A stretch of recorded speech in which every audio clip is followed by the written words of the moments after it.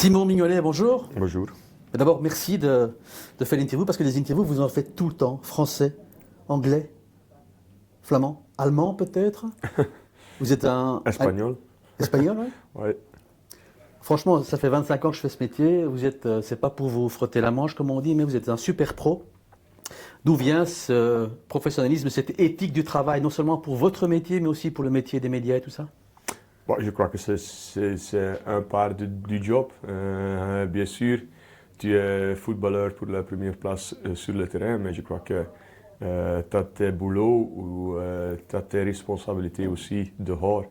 Et je crois qu'avec tous les supporters qu'on a, avec toutes les personnes qui suivent le foot, il faut parler avec les médias parce que ça c'est le seul channel. Comment, ok, on a maintenant encore les réseaux sociaux où tu peux communiquer un peu avec tes fans. Ça c'est plutôt au plus individuel quoi. Mais je crois qu'il faut faire une interview pour les supporters, pour les médias parce que à cause de ça, on gagne notre argent aussi. Mais il y a beaucoup de joueurs qui oublient cette obligation. Oui, mais je crois que je suis pas un footballeur comme normal peut-être, tu peux dire.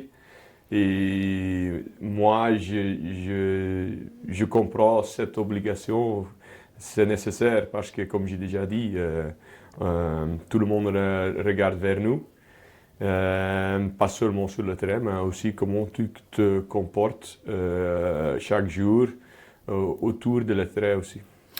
Vous ne vous énervez jamais, vous êtes toujours calme, professionnel. Ça vous arrive jamais de vous énerver? Ben, si tu t'énerves, c'est à cause de quelque chose que tu ne peux pas contrôler.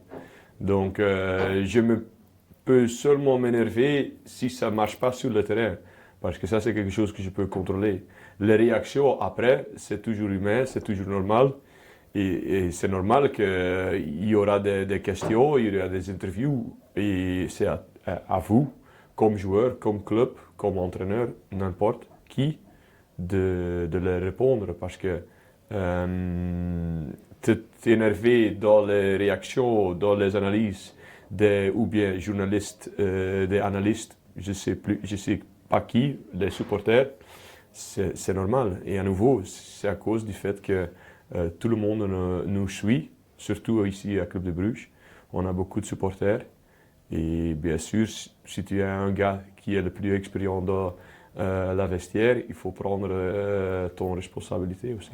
Est-ce que faire des interviews, c'est simplement la partie de votre boulot ou bien vous aimez bien faire des interviews? Non, Parfois, non, ça, c'est parti parfois de... ça vous apprend des choses de faire des interviews, vous Oui, voyez les choses oui, autrement? aussi, ça c'est plutôt quelque chose qui est pas à cause du foot. Hein. Comme tu déjà dit, je peux parler dans 4-5 langues.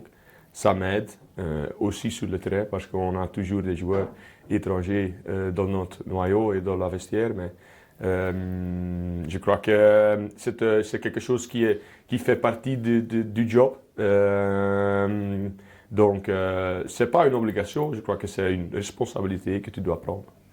La dernière image qu'on a eue de vous, c'était ce coup avec Pétris, évidemment. Comment ça va votre tête? Pas mal. Heureusement, j'avais pas trop de problèmes avec ma tête.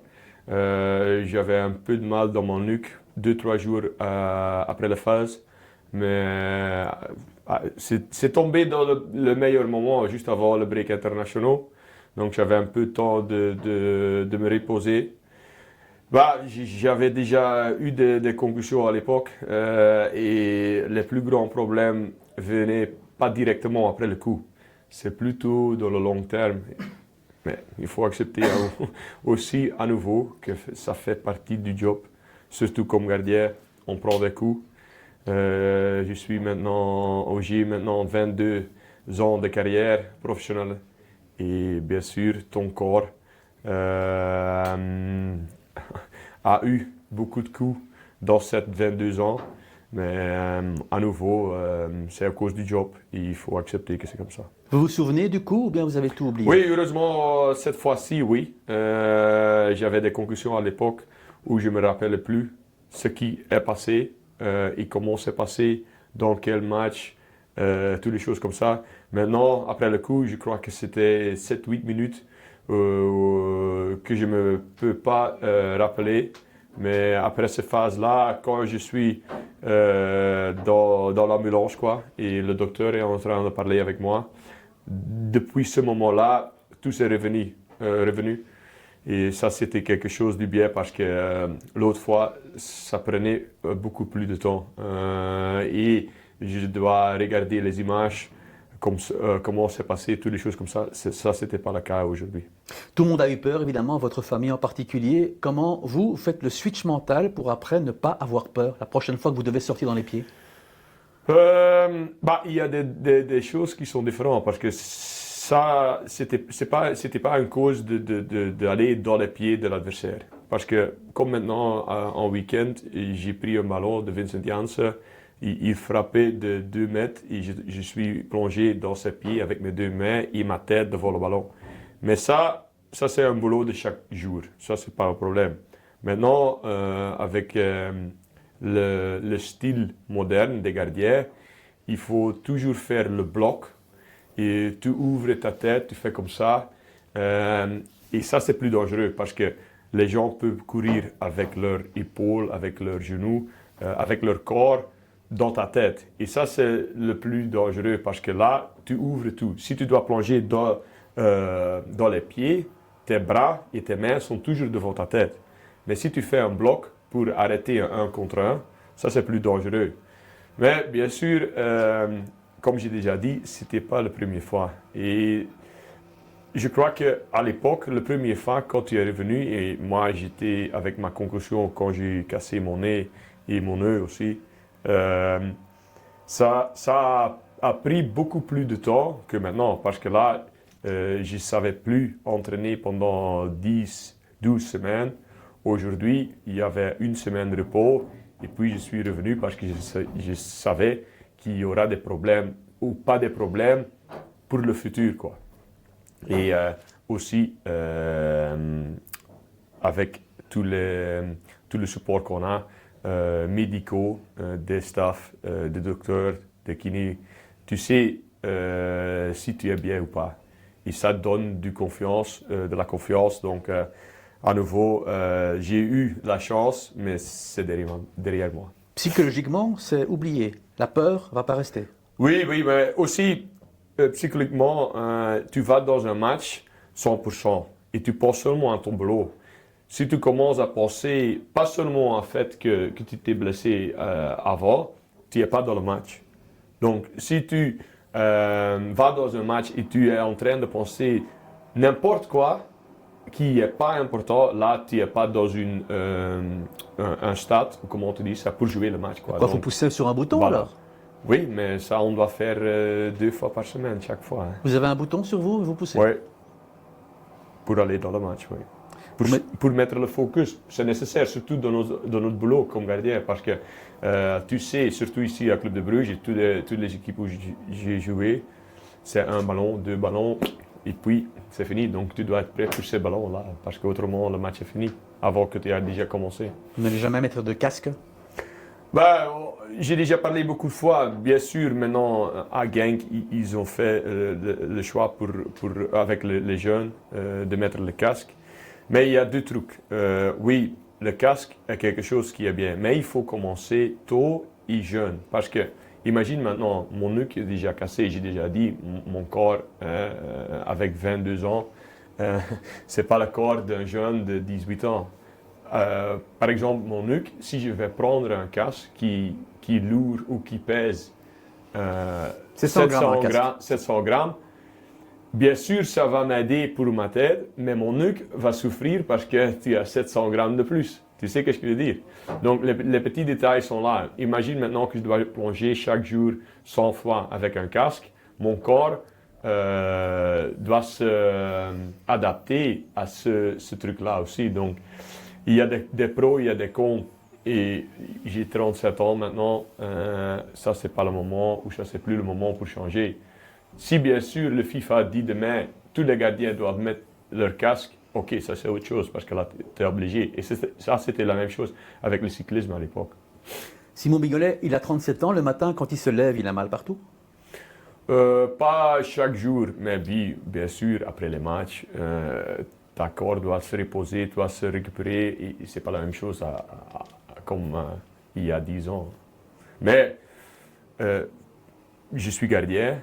Dans mon position, le physique, le corps n'est pas le plus important. C'est plutôt sur le niveau tactique, position, mentalement. Ça, c'est plus important. Comment ça se fait qu'à 37 ans, vous faites la meilleure année de votre carrière? C'est la meilleure saison de votre carrière ou pas? Non, ma meilleure saison de ma carrière était quand j'ai gagné le soulier d'or. Mais je joue sur mon niveau, je fais mon truc. Et je suis encore à Club de Bruges, j'ai joué Champions League. Avec ça, je suis très heureux. D'abord, que mon corps reste fit pour jouer 2 matchs par semaine. Ce n'est pas seulement 1 match par semaine, 2 matchs par semaine. Je suis là mentalement toujours. Je suis sur les entraînements chaque jour, 100%. Et ça me donne du bien parce que c'est pour ça aussi que j'ai travaillé chaque jour pour le faire encore aujourd'hui. Et pour ça, je suis content. Vous êtes un maniaque, hein, on me l'a dit, vous êtes quelqu'un au niveau du travail très précis, très minutieux, vous préparez même la météo d'un match. Ça vous vient d'où ça, cette espèce de souci du détail? Quand je suis commencé comme joueur pro, et surtout le moment que je suis allé en Angleterre, je voulais pas de regrets quand c'est fini. Bien sûr, quand je vais arrêter, il y aura des moments où des choses, tu peux penser, peut-être là, je pouvais le faire autre chose, ou ça je peux faire, ou ça, cette décision peut-être était mieux, tu peux toujours discuter. Mais la seule chose que je ne voulais pas, c'est le moment que je m'arrête, de dire, mais si j'ai fait ça, peut-être ça c'était encore possible. Et c'est pour ça que j'ai essayé, mais ce n'est pas toujours facile, de mettre toujours la plus grande intensité, la plus grande focus sur chaque jour où tu te peux t'améliorer. Parce qu'il y a une autre chose aussi, une autre truc. J'ai 37 ans maintenant et personne ne va dire « mais lui, il peut s'améliorer encore. » Mais moi, j'apprends encore chaque jour. Donc, c'est un boulot de chaque jour et jusqu'à ce que tu t'arrêtes, il faut aller jusqu'au bout parce qu'autrement, ça ne va pas rester la même chose. Si moi, je ne m'améliore plus chaque jour et j'apprends plus aujourd'hui, là, je crois qu'il y aura des autres qui vont me passer, quoi. Mais cette exigence tous les jours, du détail, il n'y a jamais eu de moment où vous en avez eu marre parce que mentalement, ça fatigue? Oui, ça, c'est pas facile, ça, c'est vrai, ça, c'est clair. Mais à nouveau, c'est une chose de responsabilité et aussi une chose de... tu dois redonner tous à ton club parce qu'eux, ils mettent confiance en vous, ils donnent ton contrat, les supporters sont là aussi pour ma famille, aussi pour moi. À la même chose, je ne veux pas que je n'ai pas donné tout. Donc, c'est une responsabilité, pas une obligation. Moi, je veux bien le faire. Et le moment que je ne peux plus faire, c'est fini.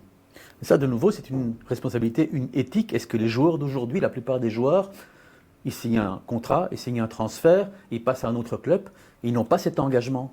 Est-ce que ça vous énerve parfois? Non, je ne sais pas, parce qu'à nouveau, je ne peux pas contrôler les idées d'un autre ou comment ils pensent. Mais la jeune génération actuelle, elle est moins rigoureuse?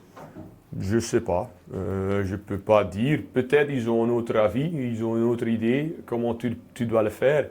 Mais c'est à nous, les gens ou les joueurs expérients, d'essayer de mettre dans la vestiaire. Ça vous énerve jamais d'avoir des jeunes qui se comportent comme des divas?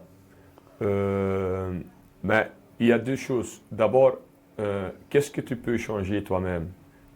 Comment tu peux les aider? Ça, c'est une autre chose aussi. C'est un sport d'équipe, donc. Oui, exactement. Donc, à nouveau, c'est quelque chose aussi, ma responsabilité, de mettre les gens qui sont comme ça sur les entraînements ou dans le vestiaire ou dans le terrain ou dehors du terrain, n'importe, d'essayer de donner un peu de conseils que ça ne va pas aider moi ça ne va pas aider le club, mais leur individuel non plus.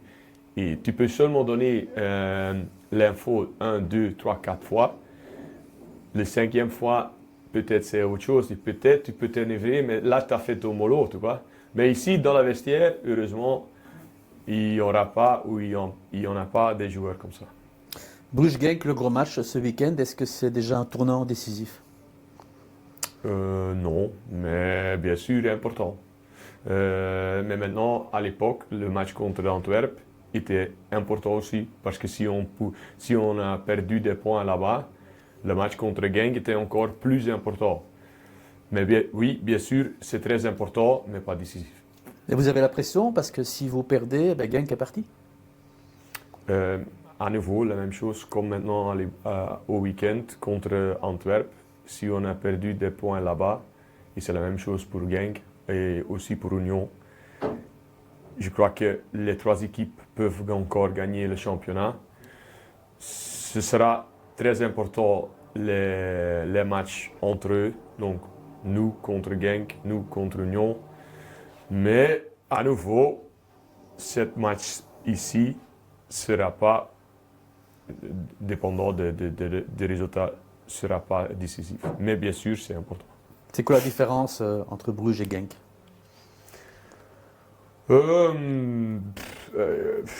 Difficile à dire. Je crois que Genk cette année est très efficace. Ils ont un style qui est très clair. Ils jouent chaque match sur le même niveau. Ils ont un grand attaquant de pointe qui peut garder le ballon et qui marque beaucoup de fois.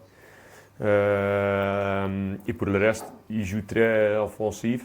Chez nous, je crois que les dangers ou les occasions viennent plus du collectif, pas seulement avec un gars qui est devant là, qui garde le ballon, qui joue comme par exemple avec Toul. Mais voilà, à nouveau, les différences entre nous, Union et Genk, sont petites et seront des détails qui vont faire les différences. La Champions League, ça vous donne un avantage en termes de maturité? Non, je ne crois pas la Champions League. Je crois que les dernières années, en play-off, on n'est plus expérimenté en ça. Mais ça, c'est la seule chose. Et je crois qu'avec le match qu'on a joué maintenant, Genk a montré aussi qu'ils sont très efficaces et qu'ils peuvent revenir d'un coup aussi, comme maintenant contre Anderlecht. Et Union la même chose. Peut-être Union cette année-ci, avec le fait qu'ils n'ont pas commencé le championnat sur le même niveau comme les années derrière, ils ont quelque chose qui est mieux pour eux parce qu'ils n'ont rien à perdre à ce moment-ci. Donc peut-être eux, ils sont le grand outsider, mais je crois que les matchs contre Union, contre Genk, les matchs entre nous sera décisif. Vous avez fait un superbe parcours en Champions League et puis en championnat, vous n'arrivez pas à faire des matchs aussi complets qu'en Champions League. C'est lié à un manque de focus, un relâchement, parce que c'est inévitable? Et c'est pas seulement cette année. Je crois que la différence entre la Champions League et le championnat, c'est si on joue en Champions League, contre chaque équipe, on montre qu'on est sur le même niveau, mais on joue contre une équipe qui veut jouer au foot. En championnat, c'est plutôt un cas que les autres équipes, ils n'ont rien à perdre. Ils font bloc bas, ils ne veulent pas construire, on doit créer notre espace.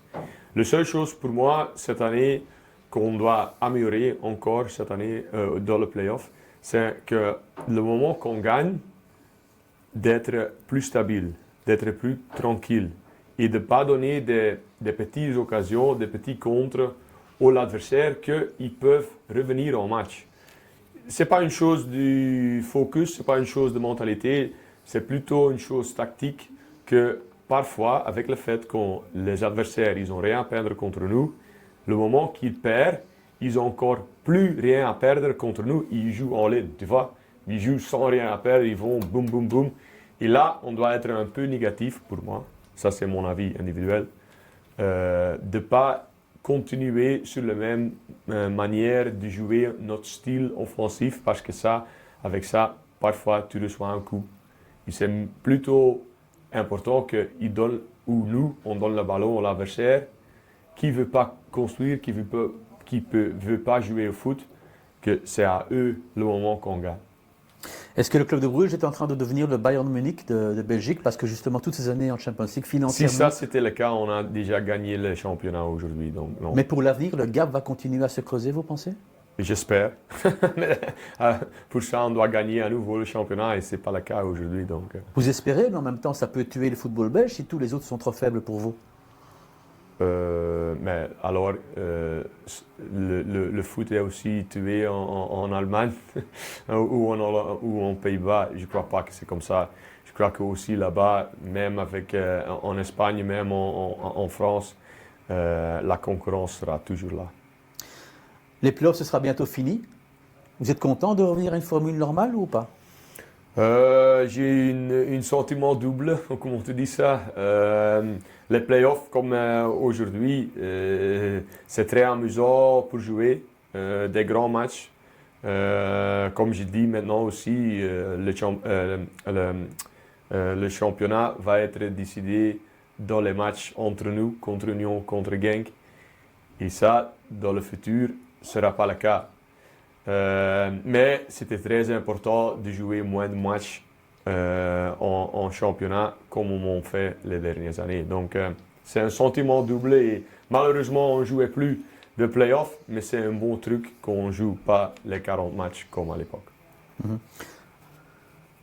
Vous avez, je crois, vous allez commencer une formation de directeur technique, j'ai vu. Vous préparez votre avenir, ça consiste en quoi ça? Directeur technique? C'est un nouveau cours avec l'Université Antwerp et le Pro League et l'Union belge. J'ai fait le Business School aussi l'année dernière et c'était la même organisation qui a fait ça. Donc je connais bien le gars qui a installé l'autre cours. Et le fait que j'ai fait le premier cours, je veux bien faire le deuxième. Donc, je suis très curieux parce que c'est la première fois que on va faire en Belgique. Je crois que c'est très important, pas seulement pour moi, mais aussi pour le futur belge. Donc, je suis très intéressé pour mettre le focus là aussi, dehors de terrain. Mais justement, vous êtes quelqu'un de curieux de tout, le business, les langues, cette formation-là. Maintenant, vous avez fait des études de sciences politiques, je crois, avant aussi. Parfois, vous vous ennuyez dans le monde du football où on parle toujours de la même chose. Vous êtes quelqu'un qui a besoin d'élargir ses horizons? Je suis comme tu l'as dit, je suis intéressé en tous. Et aussi, pour moi, c'est quelque chose, le moment que tu sors du terrain, que tu as aussi quelque chose pour mettre le focus. Moi, j'ai mes enfants aussi à la maison. Mais je crois que dans toute ma carrière, comme tu l'as déjà dit, ou bien j'ai appris une langue, ou bien j'étais en université, ou bien maintenant j'ai fait les cours avec les Diables pour être entraîneur. Puis maintenant le business school et maintenant j'ai l'option, la possibilité de suivre ce cours-là. Pourquoi pas? Dans 5 ans, vous faites quoi? Je ne sais pas encore. La seule chose que je veux bien, c'est de jouer le plus long possible sur mon niveau. Le moment que ça c'est pas plus, ce sera plus possible. Je veux bien être mon boss. Et moi, je peux décider le calendrier. Et quand je fais des meetings et quand je fais mes trucs, ça c'est la seule chose que je veux bien, pas seulement pour moi, mais aussi pour ma famille. Donc le but, c'est d'encore jouer jusqu'à 40 ans, je ne sais pas? Je sais pas. Je ne peux pas dire. J'ai encore un an de contrat ici l'année prochaine.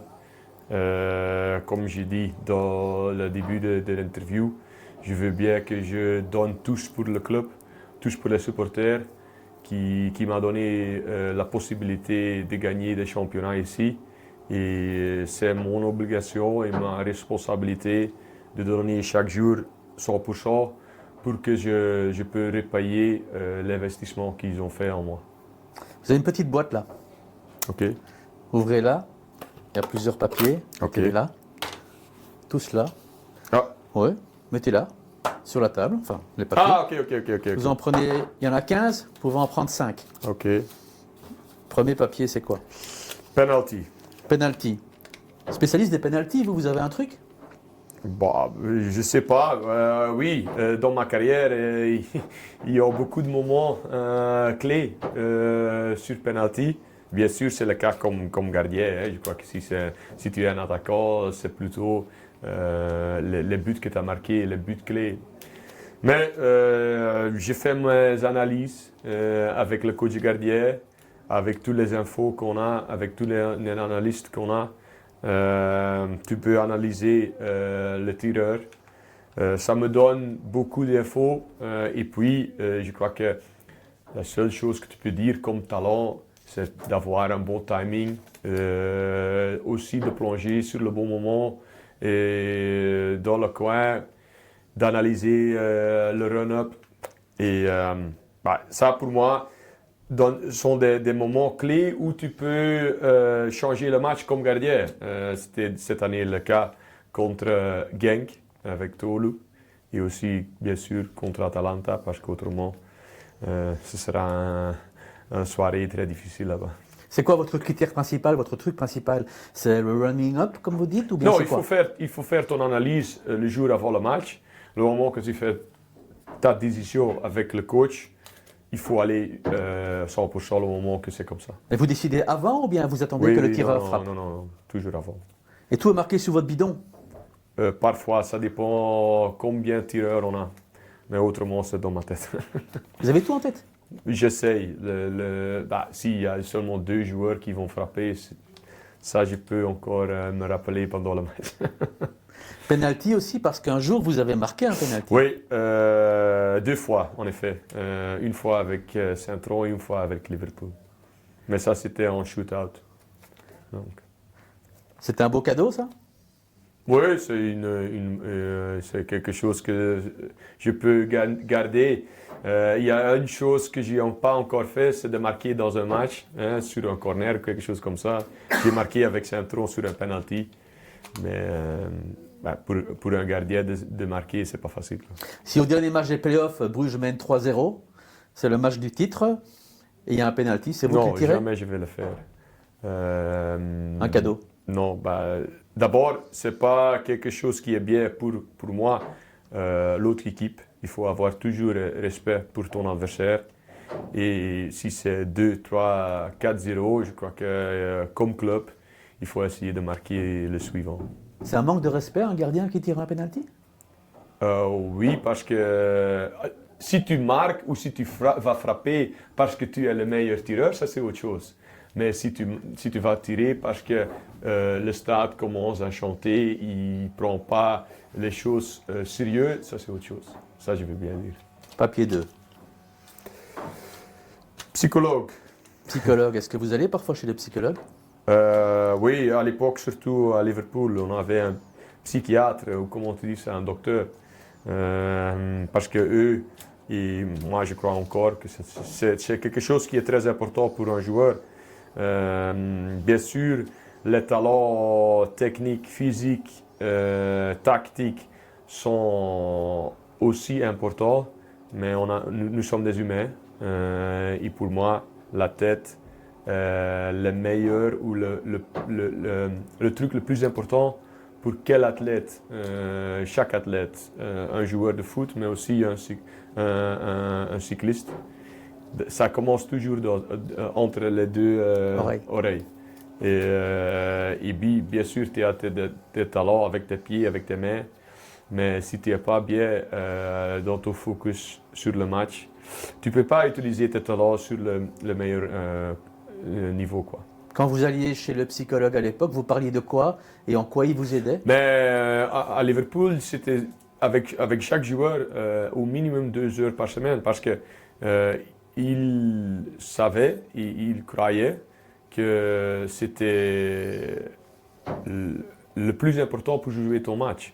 Et le moment que je suis commencé avec ça, j'ai aussi reçu les bénéfices. Ça commence très petit, mais maintenant, toutes les infos, tout que j'ai appris sur ce niveau-là a changé pas seulement ma carrière, mais aussi ma vie, parce que tu vois les choses dans un sens différent. Comme j'ai déjà dit, tu ne peux pas contrôler tous, mais il faut que tu acceptes que tu ne peux pas contrôler tous. Et ça, c'est pas facile, parce qu'il y a des gars parfois qui demandent des choses. Pourquoi ça passe avec moi comme ça et pas comme ça? Et parfois, il faut aussi prendre un peu de distance, de regarder objectivement. Et là, tu vois que parfois, il y a des choses que tu ne peux pas changer. Il faut accepter. Mais ça, c'est pas facile.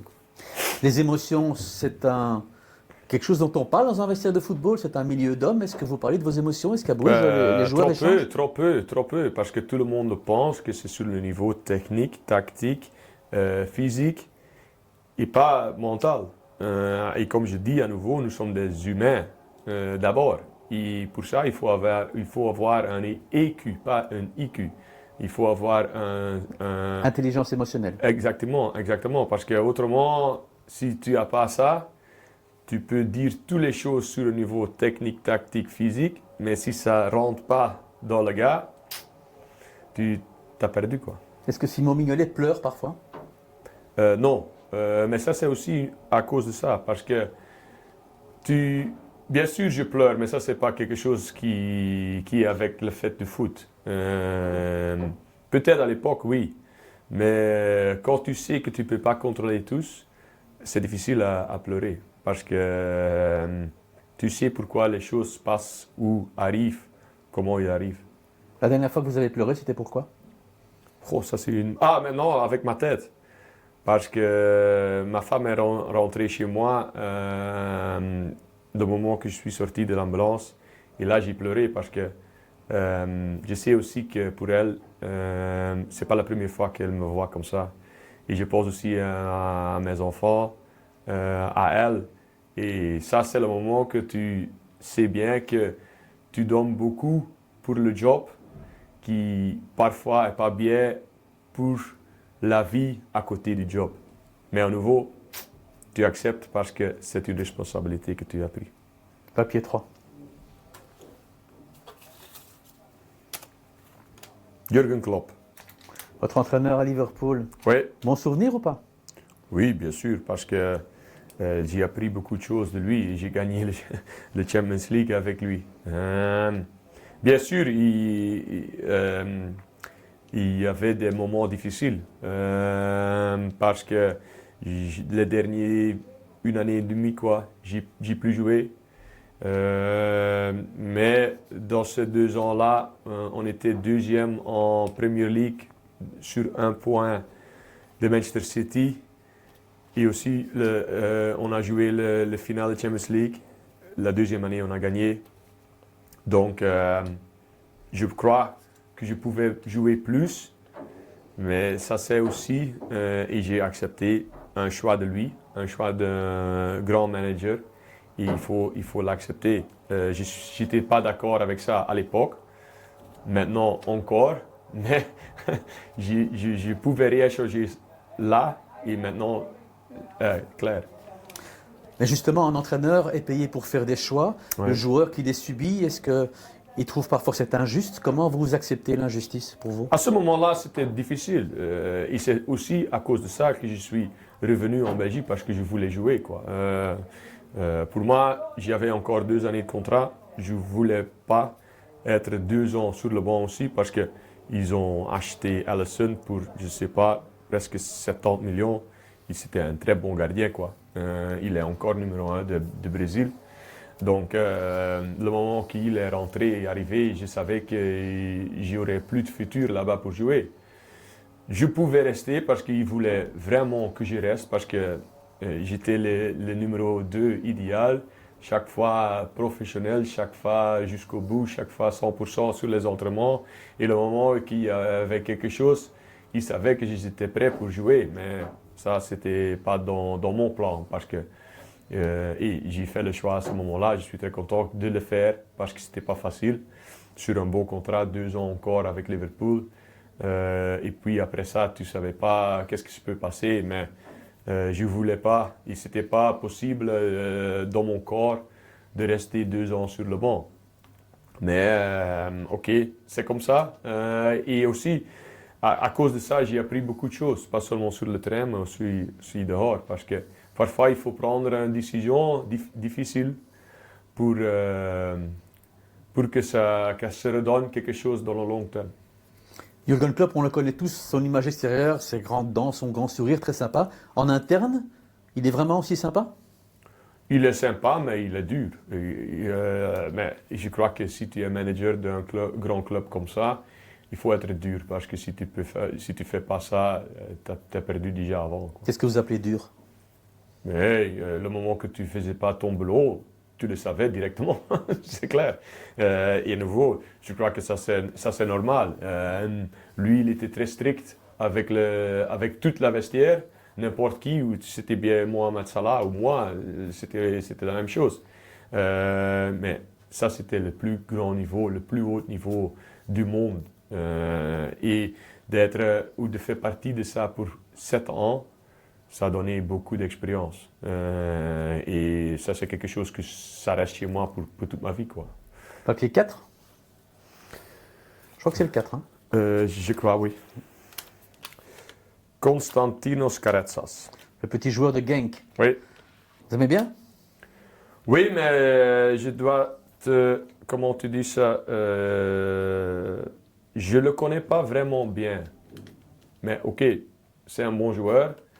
Mais pour les matchs qu'il a joué, pour moi, j'ai pas encore vu tellement de choses que je peux pas donner une analyse correcte, je crois. Mais ok. Et dans un match comme ce dimanche, ça va être vraiment le point de danger principal? Ça, je crois pas. Je crois que Tolu, quelque chose que tu dois gérer plus, aussi Stukers. Karetsas, il est un bon joueur de foot, mais c'est quelque chose que tu sais avant qu'il est comme ça. Je crois que les choses qui sont plus difficiles sont les choses que tu n'expectes pas. Et avec lui, tu sais que c'est le meilleur joueur de Genk. Donc, ça, c'est quelque chose de différent. Et à 17 ans, il faut gérer ça évidemment maintenant. C'est maintenant que ça va commencer à devenir dangereux pour lui. À quoi il doit faire attention? Qu'est-ce que vous lui donnerez comme conseil? C'est très difficile de dire parce que je ne le connais pas. Je ne connais pas son comportement. Je ne connais pas comment il est dehors de foot. Je connais ses niveaux techniques, comment il joue. Mais je ne connais pas l'homme derrière le joueur, quoi. Et qu'est-ce que vous dites à un jeune qui arrive dans le vestiaire ici et qui est super fort? Qu'est-ce que vous dites? Ça dépend de gars. Je ne dois pas parler beaucoup de fois avec Joachim Seyss parce qu'il est là avec sa tête. Par contre, je dois parler plus avec un gars comme Shem Stalby. Parce qu'à quelques moments, il doit être là avec sa tête. Donc ça dépend du gars. C'est pour ça que je dis, je ne connais pas le gars. Je ne sais pas comment il est et comment il est, dans quel comportement dehors du foot et sur l'entraînement. Je n'ai jamais vu lui. Donc c'est très difficile à expliquer et de juger, quoi. Papier 5. Ardon Yachari. Ardon Yachari, c'est la sensation ici à Bruges? Bah, il joue une super année. Au début pas, hein? Non, c'était difficile, mais je crois aussi que quand tu viens de Suisse, quand tu viens d'un nouveau pays, il faut avoir un peu de temps pour s'adapter. C'est avec tout le monde comme ça. Le moment qu'il est arrivé ici, il a joué directement les matchs. Et ça, c'est pas facile, ça, c'est pas idéal non plus. Donc, on a lui donné un peu de temps. Et là, tu as vu, tout le monde a vu, ce qu'il peut faire, excuse-moi. Sur le niveau technique, tactique, physique aussi, parce qu'il est très fort, il est très costaud, mais aussi sa tête. C'est un gars super intelligent, un travailleur, beaucoup de responsabilités, un leader aussi. Donc, pour moi, il va faire un très grand carrière. Mais justement, il a un énorme leadership alors qu'il n'a que 22 ans. Donc c'est quelqu'un qui sait aussi qu'il est bon. Non, c'est pas une chose de ça. Ça, c'est un caractère. Ça, c'est dedans toi ou pas. Et ça, c'est une chose, comment tu es comme homme dehors du foot, comment tu es grandi, comment tu es chaque jour. Et lui, il a ça dans son cœur, et c'est quelque chose qui est naturel, quoi. Et quand on est sûr de soi, le risque, c'est que ça devienne de l'arrogance? Mais avec lui, pas. Parce qu'il sait bien que il est bien là de savoir, je dois être là jusqu'au bout chaque jour. Donc, c'est pas une chose de nonchalance avec lui parce que il joue chaque match et chaque entraînement sur le même 100% que c'est nécessaire. Dans 3 ans, il joue où? Ça, je sais pas. Ça dépend, bien sûr, d'abord s'il se blesse ou pas. Mais avec tous les talents qu'il a, avec l'intensité qu'il a, ça peut être le plus haut niveau que possible. Donc, Premier League, oui. Première Ligue? Je crois que oui, oui. Il est fait pour le football anglais plus que allemand ou espagnol? Allemand aussi, hein. Mais je crois qu'avec comment il est costaud, comment il peut garder le ballon avec son physique, c'est quelqu'un pour ou bien Allemagne ou bien Angleterre. Dernière question, Simon, je vais vous demander votre 11 idéal des joueurs avec qui vous avez joué. Moi, ça c'est une bonne question, hein. J'ai jamais pensé à ça. Donc je dois commencer avec le gardien. Donc, ou bien c'est Alisson ou bien Thibaut. Ouais, je vais être chauviniste, Thibaut. Pas Mignolet? Non, non. Ça c'est pas possible si tu as joué avec les deux là. La défense. Back droit, Trent Alexander-Arnold. Parce qu'il était chez nous le moment qu'il était très jeune. Oui, c'était clair.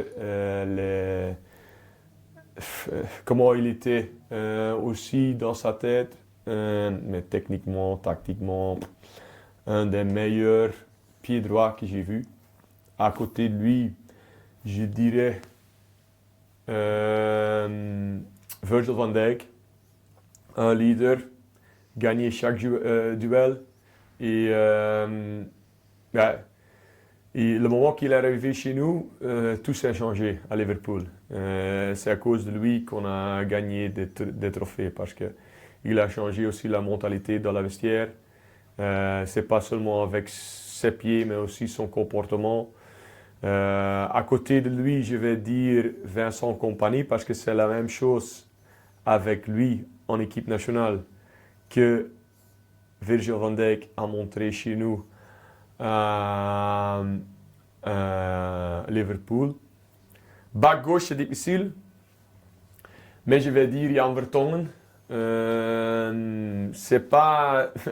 Lui, il va dire non, je ne suis pas back gauche, mais je vais le mettre encore parce que aussi, comme homme, comme gars, c'était un leader aussi, toujours là, bon pied gauche, pouvait gagner aussi ou marquer, aller en profondeur aussi. Et au milieu, c'est pas facile ça, parce que je vais oublier des gars. Je vais dire Steven Gerrard comme 6, seulement parce que le gars qu'il est, il était là avec moi à Liverpool, pas sur sa meilleur moment de sa carrière, parce qu'il était déjà, je crois que 36, 37, le moment que je suis arrivé. Mais comment il se comporte, c'était un star, quoi. C'était pas facile pour lui, la vie, à cause de ça. Mais il est resté toujours normal. Il est encore le même meilleur gars, ou le même gars, comment il avait 18 ans. Donc, c'était fou. À côté de lui, je vais dire Kevin, à nouveau, parce que je suis chauviniste. Et il a gagné tous, donc il doit être là. Et numéro 10, je vais dire Eden, pour la même chose. Parce que on a eu des grands moments ensemble en équipe nationale et aussi le gars qu'il est. Il est resté aussi le même homme à côté de foot, les deux pieds sur terre, et j'aime ça. Et puis les attaquants, à droite je vais dire Mo Salah, parce qu'aussi le pro qu'il est, il travaillait comme un dingue chaque jour. J'ai jamais vu quelqu'un qui est tellement professionnel dans sa vie comme lui. Donc, il était aussi dans un moment de sa carrière qui doit de revenir parce il était à Chelsea, puis il est parti à AS Roma et il est revenu et maintenant c'est le grand superstar. C'est seulement à cause de lui-même, parce qu'il a travaillé tellement dur. Puis, comment ou qui je vais oublier parce que c'est pas facile ça. Hein. Tu sais, je vais changer Eden et je vais le mettre à gauche et je vais dire que Hans van Aken en numéro 10. Je dois prendre un gars de Bruges aussi. Et Hans a maintenant gagné son 3e soulier d'or. Il est tellement important pour le Club de Bruges. Pas seulement sur le terrain, mais aussi dehors du terrain. Et sans Hans, cette Club de Bruges ne sera pas la même chose. C'est le meneur du jeu. Si lui joue bien, Club de Bruges joue bien. C'est clair. Donc, aussi, le gars qu'il est, à côté de foot. Et en attaque, comme numéro 9, bah, j'ai beaucoup d'options. Hein. Je peux dire Suarez, je peux dire Firmino.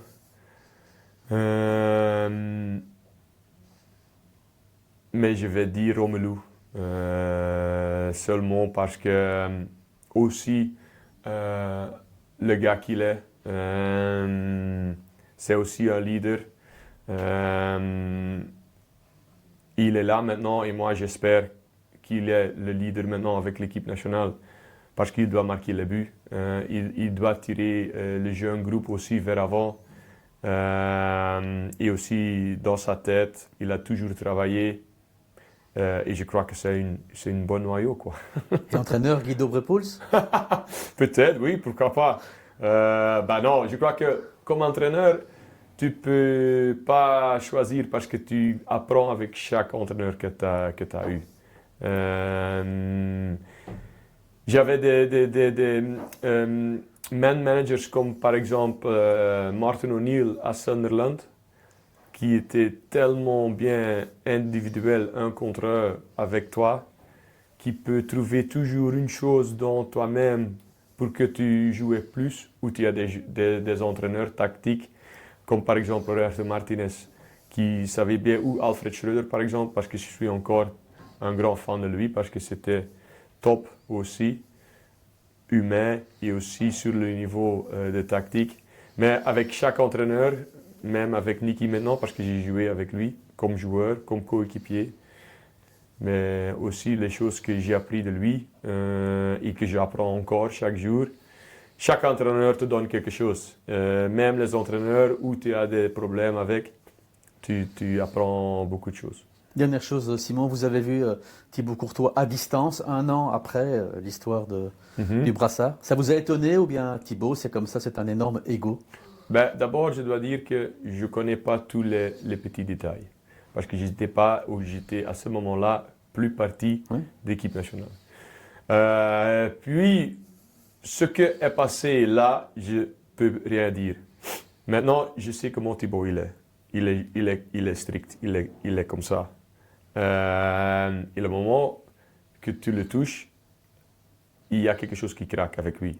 Et il ne va pas changer ça. Et ils ne doivent pas changer ça. Maintenant, il est revenu. Je crois que tout s'est dit. Mais il se met au-dessus du groupe? Je ne sais pas parce que La personnalité, c'est quelqu'un qui se sent plus important que les autres? Je ne crois pas. Alors, le moment que moi j'étais là, ce n'était pas le cas. Mais à nouveau, je ne peux pas juger ça parce que je n'étais pas là. Et ça, c'est plus important, c'est derrière nous. Maintenant, on a pris la décision qu'il est revenu parce qu'on sait bien, comme j'ai déjà dit, qu'il est ou bien un des meilleurs gardiens ou le meilleur gardien du monde. Et ça, c'est quelque chose qui est bien pour l'équipe nationale ou qui est bien pour la Belgique.